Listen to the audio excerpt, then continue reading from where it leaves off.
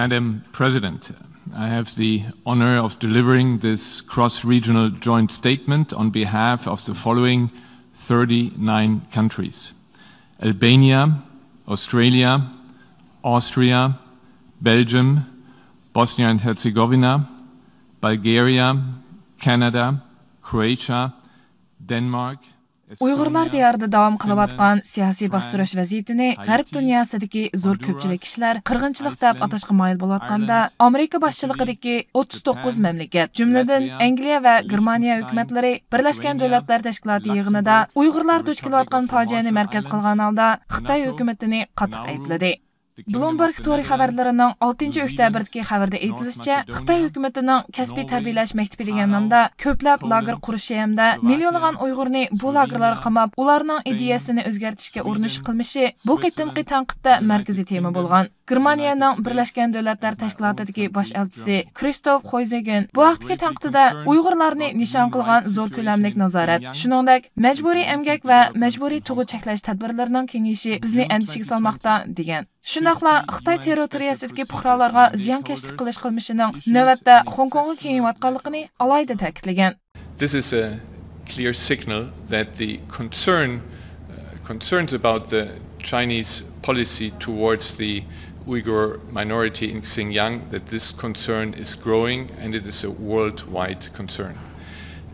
To have 39 countries sends a signal to China, and with this signal we combine our demand and request that China close the detention camps in Xinjiang, that China stops tearing down mosques and religious sites, that China stops forced labor, and that China also stops forced birth control.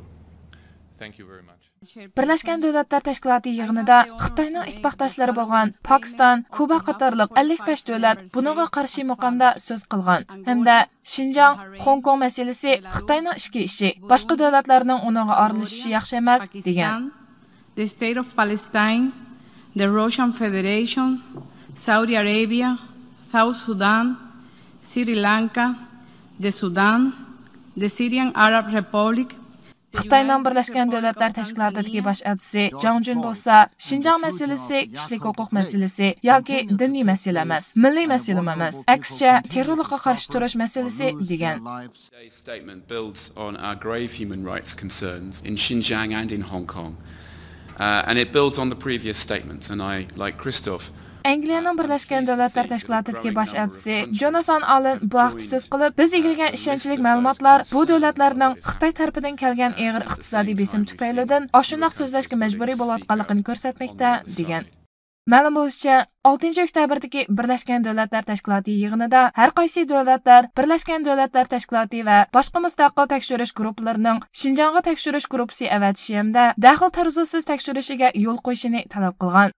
Ammo Xitoy hukumati bu talabni qabul qilishdan bosh tortgan. Bir qism analizchilar bu holga qarab, Xitoy rostdanla kasbiy tarbiyalash maktabi ochgan bo'lsa, mustaqil tekshiruvchilarning berishidan nima uchun buncha qo'rqidi deyishmoqda ekan.